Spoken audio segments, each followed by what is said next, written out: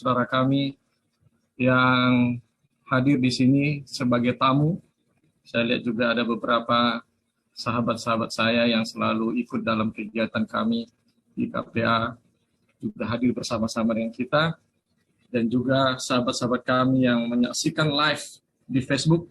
Saya ucapkan juga selamat malam. Terpujilah nama Tuhan, oleh karena kita kembali boleh beribadah di pertengahan minggu bekerja ini. Terima kasih kepada Pendeta Purba yang sudah mengatur acara ini dengan baik dan memberikan kesempatan kepada kami untuk boleh melayani pada malam ini. Terima kasih kepada Florencia Borusiburian yang sudah memberikan lagu pujian yang begitu indah untuk kemuliaan bagi nama Tuhan.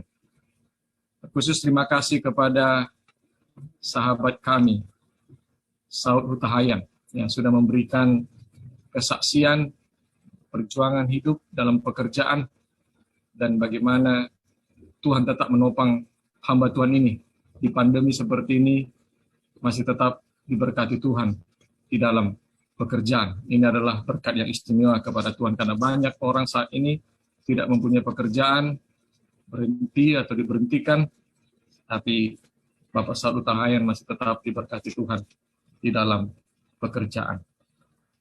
Saudara-saudara sekalian, izinkan saya untuk share screen. Firman Tuhan pada malam ini judulnya adalah diperlukan waktu.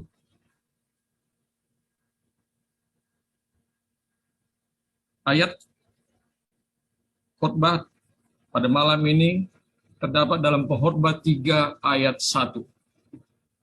Untuk segala sesuatu ada masanya, untuk apapun di bawah langit ada waktunya.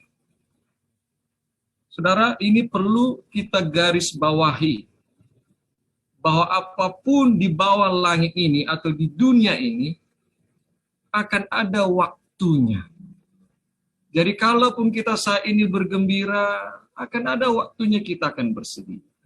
Kalaupun saat ini kita sedang bersedih, akan ada waktunya untuk gembira. Ada proses yang terjadi di dalam kehidupan di bawah langit ini. Tidak ada yang instan, tidak ada yang kebetulan. Ini kata kunci firman Tuhan pada malam ini. Coba perhatikan saudara-saudara. Diperlukan 9 bulan dari janin menjadi bayi yang lahir. Tidak instan. Butuh waktu 12-15 bulan, bayi baru bisa jalan. Butuh waktu 18 bulan, bayi bisa bicara 20 kata. Dalam tumbuh-tumbuhan, butuh waktu 70-120 hari, cabai dapat dipanen.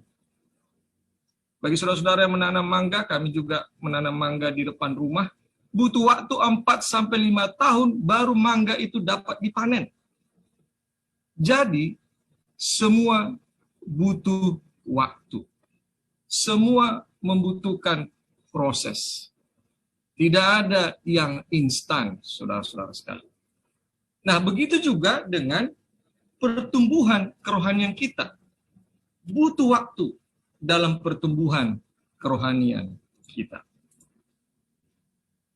Saudara-saudara sekalian, seringkali kita mencemaskan seberapa cepat iman kita bertumbuh. Tapi Tuhan lebih memperhatikan seberapa kuat kita bertumbuh. Sebab Tuhan memandang kehidupan kita dari dan untuk kekekalan. Jadi ia tidak terburu-buru. Kita ingin iman kita cepat berapi-api. Kita ingin, saya ingin seperti pendeta Sianu. Saya ingin seperti keluarga Sianu dalam imannya. Kemudian kita melakukan segala sesuatu yang instan. Tapi saudara ingat, Tuhan tidak ingin kita cepat bertumbuh iman kita, tapi Dia lebih memperhatikan seberapa kuat kita bertumbuh. Ada proses bagi si A mungkin perlu waktu 10 tahun baru imannya seperti itu. Ada bagi seseorang hanya 3 tahun dia bisa seperti itu. Kita tidak boleh samakan, saudara-saudara. Pertumbuhan iman saya dengan pertumbuhan iman Pak Sautahen tidak boleh distandarkan. Karena apa? Karena Tuhan melihat seberapa kuat Loran ini dalam proses dibandingkan dengan yang lain.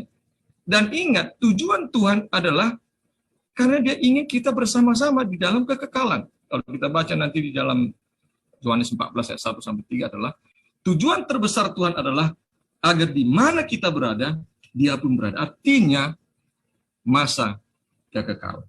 Jadi Tuhan tidak pernah terburu-buru di dalam proses kita, sekalipun kita kadang-kadang merasa sepertinya terburu-buru. Efesus 4 ayat 13 berkata, sampai kita semua telah mencapai kesatuan iman dan pengetahuan yang benar tentang anak Allah, kedewasaan penuh dan tingkat pertumbuhan yang sesuai dengan kepenuhan Kristus. Jadi Tuhan inginkan kita punya kedewasaan penuh dan pertumbuhan yang sempurna sesuai dengan kepenuhan Kristus. Inilah tujuan utama Tuhan dalam memproses kita. Jadi saya, saudara, berbeda cara Tuhan menanganinya agar kita mempunyai pertumbuhan yang penuh seperti Kristus Yesus. Teknik, caranya, rancangannya, sebagaimana saya katakan, rancanganmu tidak sama dengan rancangan. Rancangan Tuhan buat Loran Nabi Tupulu ada.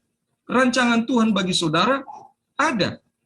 Sehingga kita tidak boleh standarkan segala sesuatunya, saudara-saudara. Sebelum Kristus masuk dalam kehidupan kita, perhatikan ini, saudara. Terkadang Tuhan mengurangi kekuatan kita melalui masalah-masalah yang tidak dapat kita tangani. Ada sebagian orang membuka pintu, tetapi kebanyakan melawan dan mempertahankan diri. Saudara, sebelum Tuhan membentuk kita, kita harus mengurangi ego kita, mengurangi kekuatan kita. Kita harus merasa tidak berdaya. Kita harus menghilangkan ego kita, menghilangkan percaya diri kita di dalam pertumbuhan rohani kita. Barulah Tuhan akan membentuk kita. Kita harus angkat tangan, barulah Tuhan turun tangan. Tetapi saudara-saudara, oleh karena sekarang zamannya instan, ya, kalau saudara pergi ke rumah makan pun, 5 menit tidak disajikan makanan, saudara mungkin sudah marah. Cepat saji, makanan cepat saji sekarang banyak diburu orang. Tidak suka orang menunggu lama di restoran kalau tidak segera ditangani. Kalau saudara juga pergi membeli sesuatu, kalau customer service-nya tidak tangani saudara dengan cepat, saudara langsung marah. Memang sekarang dunia kita ini dibentuk dengan kecepatan, saudara-saudara. Tapi seringnya hal ini masuk ke dalam tingkat kerohanian kita. Kita seringkali terobsesi dengan kecepatan. Tetapi Tuhan lebih tertarik pada kekuatan dan kestabilan kita daripada kecepatan. Kita ingin segera perbaikan. Kita ingin jalan pintas, solusi kilat.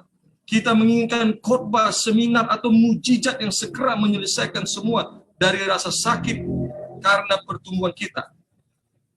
Tetapi ingat saudara, kedewasaan sejati bukanlah hasil dari pertumbuhan instan, namun perlahan tapi pasti. Jadi saudara-saudara, saya mau encourage kita, mau menguatkan saudara-saudara. Kalaupun saudara saat ini merasa belum secepat pertumbuhan rohani ketua gereja Anda, Bapak, belum secepat pertumbuhan rohani teman-teman Anda, jangan kecil hati. Jangan saudara merasa sudah gagal di dalam kehidupan. Jangan saudara merasa sudah down. Karena masing-masing kita punya Tuhan. Tuhan punya strategi khusus untuk kita. Tetapi tujuannya tetap sama. Jalannya keong, siput, lambat. Tetapi finishnya tetap sama. Tetapi ada yang cepat berlari seperti singa. Tetapi tetap sama kepada finish. Tetapi yang penting saudara bergerak maju. Saudara tetap berkembang. Kalaupun kadang-kadang perkembangan itu lambat. Jangan kecil hati. Jangan tinggalkan Tuhan. Jangan bersusah hati. Oleh karena itu, saudara-saudara sekalian, mengapa diperlukan waktu yang lama, saudara-saudara?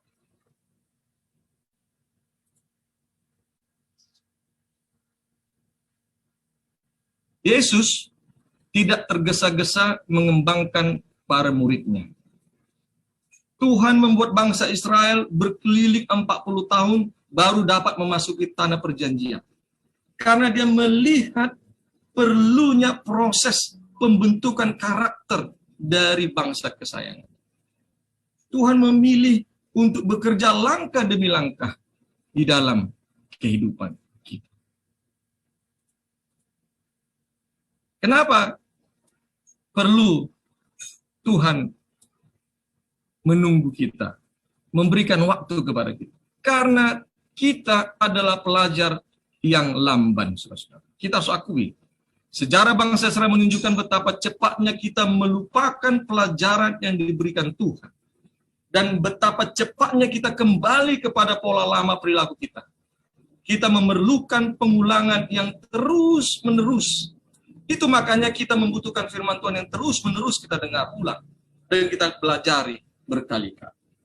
Sama seperti ini, saudara, ketika saudara punya masalah, saudara berdoa kepada Tuhan, ya, saudara bertekad akan berubah. Kemudian ketika Tuhan jawab doamu, beberapa bulan kemudian atau tahun kemudian, saudara akan kembali kepada pola yang lama. Saudara akan melupakan mujizat Tuhan itu. Makanya karena saya tahu bahwa saya termasuk adalah pelajar yang lambat, saya selalu mencatat mujizat-mujizat Tuhan atau cara kerja Tuhan dalam hidup saya dari hari demi hari. Dan sampai sekarang saya sudah mencatat ada sekitar 76 cara Tuhan menangani kehidupan saya. Sehingga ketika saya menghadapi masa-masa yang berat, saya membaca ulang yang saya tulis di handphone saya. Sehingga saya akan mengingat akan bagaimana Tuhan mengeluarkan saya dari suatu masalah ke masalah yang lain, mengeluarkan saya dari suatu masalah dan memenangkan saya, dan saya akan dikuatkan, saudara-saudara. Itu makanya saudara-saudara jangan pernah ada di antara kita berkata, aduh khotbahnya itu saja, firman Tuhan itu saja, saya nggak mau lagi mendengar firman Tuhan, saya nggak mau lagi ikut jumpa, saya nggak mau ikut ke gereja, itu saja firman Tuhan. Saudara, kita ini pelajar yang lambat, kita harus terus-menerus dikuatkan, kita harus terus-menerus disegarkan. Kita harus terus-menerus diingatkan tentang perjalanan kehidupan ini. Jadi jangan pernah kita bosan atau mengambil waktu yang lain daripada firman Tuhan. Yang kedua, kenapa Tuhan memproses kita dan memberikan waktu kepada kita? Karena kita merasa diri benar. Seringkali kita merasa diri benar. Hanya ketika Tuhan diizinkan menyorot kesalahan-kesalahan, kegagalan-kegagalan, penundaan kita dengan terang kebenaran Tuhan, maka kita dapat mulai menyelesaikannya. Kita harus bersikap rendah hati dan mau diajar oleh Tuhan. Kita harus membuka diri di hadapan Tuhan. Kita harus mau mengakui segala kelemahan kita di hadapan Tuhan. Kita harus meminta Tuhan membentuk kita. Kita harus menyerahkan semua kegagalan-kegagalan kita kepada Tuhan. Kita harus datang kepadanya dengan rendah hati dan mengatakan bahwa saya adalah manusia yang berdosa. Bentuklah saya, bantulah saya, agar tabiat saya semakin serupa dengan gambar. Yang ketiga, saudara-saudara, pertumbuhan sering menyakitkan dan menakutkan. Tidak ada pertumbuhan tanpa perubahan. Ingat nih, saudara. Tidak ada perubahan tanpa ketakutan atau kehilangan. Dan tidak ada kehilangan tanpa rasa sakit. Namun seringnya kita dibungkus dengan membangun identitas diri dan berkata, wah saya memang begitu. Wah dari sana saya sudah begini. Wah saya sudah susah berubah, kalianlah yang mengertiku. Ini, pola-pola seperti ini, kita tidak akui bahwa kita memang membutuhkan perubahan. Wah saya kan sudah tua, sudah susah saya berubah, kalianlah yang memahami saya. Wah, saya ini sudah keturunan dari sana, tukang marah, contohnya. Sehingga dengan kalimat-kalimat seperti ini, saudara menanamkan dalam diri bahwa saudara tidak mau berubah. Memang perubahan itu menyakitkan, saudara. Merubah saudara yang pemarah menjadi peramah, memang itu menyakitkan. Merubah saudara yang tadinya pendendam dengan pemaaf, itu paling menyakitkan. Saya dulu termasuk orang pemarah dan pendendam, saudara. Kalau ada orang yang menyakiti hati saya bisa mendendam. Dan saya bertekad tidak akan mau untuk mencakapi. Untuk proses memaafkan butuh waktu bagi saya, saudara. Butuh berdoa yang sungguh-sungguh kepada Tuhan. Saya harus bergumul. Dan Tuhan ajari saya bagaimana caranya. saya mencoba untuk lebih dekat kepada orang yang telah menyakiti saya. Akhirnya saudara-saudara, saya mulai bisa lepas dari sifat pendendam. Memang menyakitkan saudara-saudara untuk merubah kedagingan kita menjadi hal-hal yang rohani. Tapi kita harus mau menerima bahwa memang kita harus berubah. Kalau tidak, kita tidak akan bisa masuk ke dalam masa kekekalan. Saudara, kita harus membiasakan. Ini ingat, saudara. Kita harus membiasakan. Karakter kita adalah keseluruhan dari kebiasaan kita. Kita tidak dapat berkata bahwa kita adalah orang baik, kecuali kita biasa berbuat baik. Bahkan kita menunjukkan kebaikan tanpa berpikir. Tidak mungkin kita berbuat baik hanya sekali-sekali. Orang yang berbuat baik adalah dia berbuat baik, bahkan tanpa dia pikirkan pun, dia otomatis berbuat baik. Jadi memang harus dibiasakan. Untuk menjadi ramah harus dibiasakan. Untuk menjadi orang yang suka menolong harus dibiasakan. Tidak bisa sekali-sekali menolong disebut penolong. Tidak bisa sekali-sekali baik disebut berbuat baik. Tidak. Harus kebiasaan. Harus kita bangun kebiasaan-kebiasaan baik. Kebiasaan-kebiasaan dalam hidup kekekalan ini. Kalau kita berkata bahwa kita orang jujur, hanya sekali saja, itu bukan orang jujur. Tapi kalau kehidupan kita selalu jujur, itulah disebut dengan orang yang jujur. Makanya dalam 1 Timotius 4:15 berkata, perhatikanlah semuanya itu. Hiduplah di dalamnya, supaya kemajuanmu nyata kepada semua orang. Harus maju kita, saudara. Yang tadinya kita sekali-sekali berbuat baik, akhirnya kita terbiasa berbuat baik. Yang tadinya kita sering tidak jujur, akhirnya kita belajar untuk menjadi orang jujur. Yang tadinya kita pendendam, akhirnya kita menjadi orang yang cepat melupakan dan memaafkan orang lain. Yang tadinya kita suka menipu orang lain, menggosip orang lain, kalau ketemu sama kawan-kawan, asik kita menggosip seseorang, akhirnya kita berubah oleh karena kita membiasakan diri untuk hidup tidak menggosip. Itu makanya dalam Mazmur juga 1:1-3 katakan, jangan duduk di kumpulan pencemooh. Membiasakan kebiasaan baik, saudara juga harus membiasakan bersahabat dengan orang-orang baik. Tidak akan mungkin saudara mempunyai kebiasaan baik, saudara bersama-sama dengan orang-orang yang tidak baik. Saudara tidak akan mungkin menjadi seorang hamba Tuhan yang luar biasa, engkau duduk di kumpulan pencuri, perampok, pembunuh, dan tidak mungkin. Jadi semua kebiasaan-kebiasaan saudara dibentuk juga dengan pergaulan dan persahabatan saudara. Kesimpulan pelajaran kita pada malam ini adalah satu, saudara.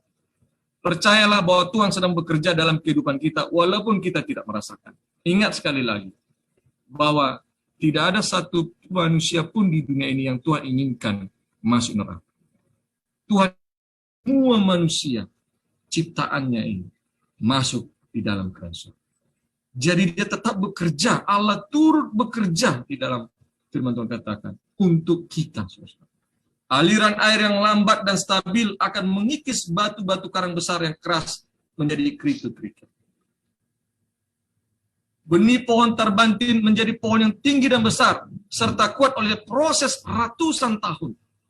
Sering Tuhan menggunakan masalah, luka dalam proses perubahan menjadikan kita manusia yang kuat dan tahan. Seringkali mungkin saudara akan dihadiri Tuhan, seperti saya juga kadang-kadang merasakan, ya, ada juga di pekerjaan, di lingkungan, ada saja orang-orang yang suka menyakiti.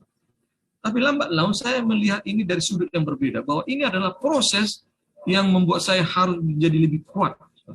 Pohon terbantin itu, saudara, dia bisa tinggi dan besar oleh karena proses ratusan tahun. Beda dengan pertumbuhan jamur yang bisa dalam satu malam. Jadi semakin lama Tuhan memproses kita, saudara punya masalah, punya persoalan, saudara disikut orang, saudara diejek orang, seperti tadi saudara Saud didemosi, itu berarti engkau sedang dibentuk Tuhan menjadi pohon terbantin, bukan menjadi pohon mangga yang hanya 4-5 tahun. Jadi semakin saudara dibentuk Tuhan, semakin tinggi dan besar, diikuti juga dengan proses yang memang menyakitkan, mungkin bertahun-tahun di dalam kehidupan. Karena Tuhan tahu kita mampu melewati. Yang kedua, saudara, bersabarlah terhadap Tuhan dan diri sendiri. Salah satu frustasi hidup adalah jadwal Tuhan jarang sama dengan jadwal kita. Kita sering tergesa-gesa, tetapi Tuhan tidak. Kita sering frustasi dengan kemajuan hidup yang kelihatannya lambat, namun Tuhan tidak pernah tergesa-gesa. Ia memakai seluruh waktu kehidupan kita dalam menyiapkan kita dalam kekekalan. Ingat saudara Musa? Musa dibentuk Tuhan 80 tahun baru menjadi pemimpin dan hidup di dalam kekekalan. Musa sekarang berada di sorga, tidaklah semudah yang kita pikirkan. Dia dibentuk Tuhan 80 tahun, termasuk 40 tahun di padang gurun.